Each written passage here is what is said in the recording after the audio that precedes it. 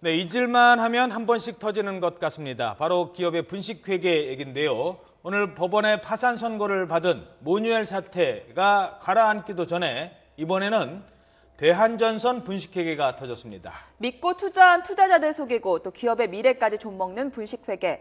왜 사라지지 않는 건지 또 대책은 없는 건지 살펴보겠습니다. 강성원 한국공인회계사회 회장과 함께 짚어보겠습니다. 네, 어서 오세요. 예, 안녕하세요. 자, 먼저 이 분식회계라는 게 뭔지 그부터 회장님께 질문드리기는 너무 그러니까요. 저희들이 그냥 간단하게 정리를 하겠습니다. 분식회계라는 게 뭔지 화면으로 함께 설명드리겠습니다. 저희들 뒤에 화면 함께 보시죠. 네, 분식회계. 분식. 이게 무슨 말입니까? 가루 분해 꾸밀 식자라고 하죠. 이렇게 분장할 때 그 분자에서 분칠해서 좀 겉만 번지르르하게 장식을 한다. 이런 의미로 볼 수가 있겠습니다. 그러니까 기업이 자산이나 이익을 크게 더 부풀려서 부채를 적게 해서 겉으로 장부상으로는 기업이 괜찮네.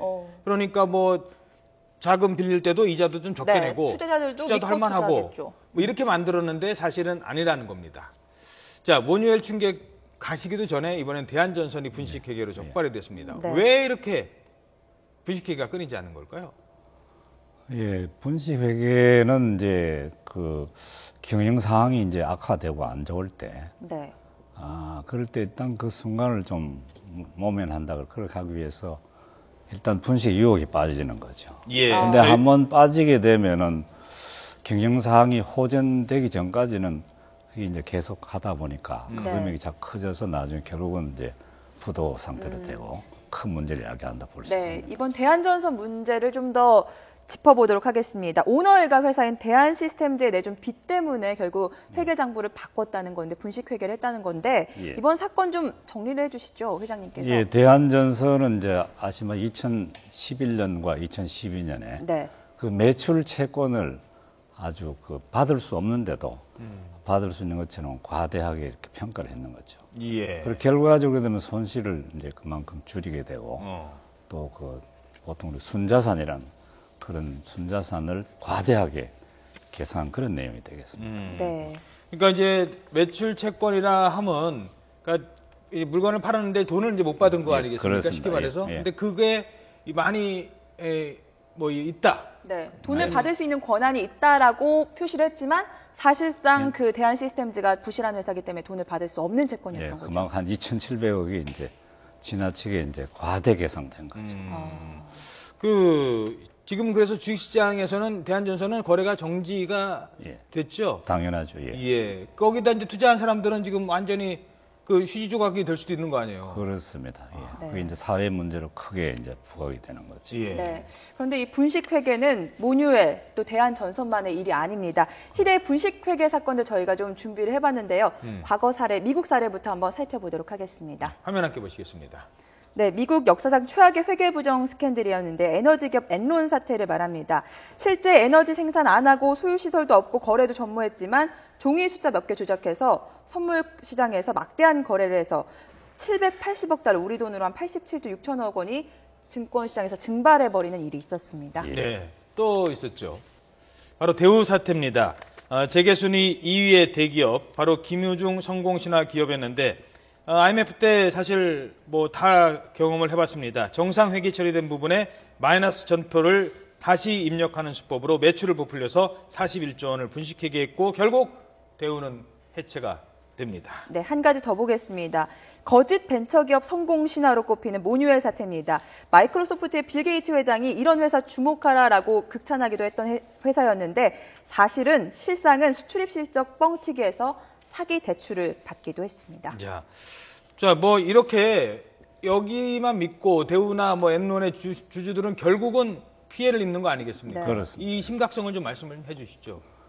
이제 그래 되면은 그 당의 회사뿐 아니라 결국 둘러싼 이해관계자들, 이해관계자를 하면 이제 은행, 채권자, 투자자, 또 이제 정부도 있고 또 여러 이제 이해관계자가 많잖아요. 종업원도 있고. 이게 크게 이제 그 피해를 입게 되는 거예요. 사회 문제까지 가게 되는 거죠. 이렇게 투자자들은 고스란히 그 피해를 떠안을 수밖에 없는데 이런 거 막기 위해서 결국 회계감사라는 걸 하지 않습니까? 그렇습니다. 네, 회계감사가 어떤 건지 좀 소개를 해주시죠. 회계감사라는 거는 이제 우리가 이제 재무제표가 네. 기업의 실질을 반영하고 있느냐, 회사에서 작성한. 예. 네. 그거를 우리가 가서 이제 적정성 여부를 감사하는 그런 내용이 되겠습니다. 예. 근데 왜 감사할 때 그게 적발이 지금 안 됐기 때문에 이렇게 된 거 아니겠습니까? 그렇습니다.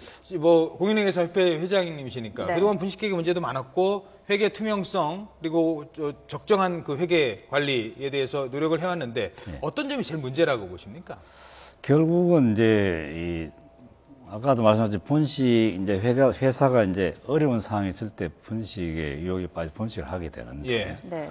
결국은 이제 재무제표를 작성하는 회사 쪽에 이제 처음에 문제가 생기는 거죠. 네. 거기에서 제대로만 작성이 되면은 그런 문제는 해결되겠습니다만은 기업의 환경이 어렵다 보면은 일단은 재무제표 작성하는 기업체 쪽에서 네.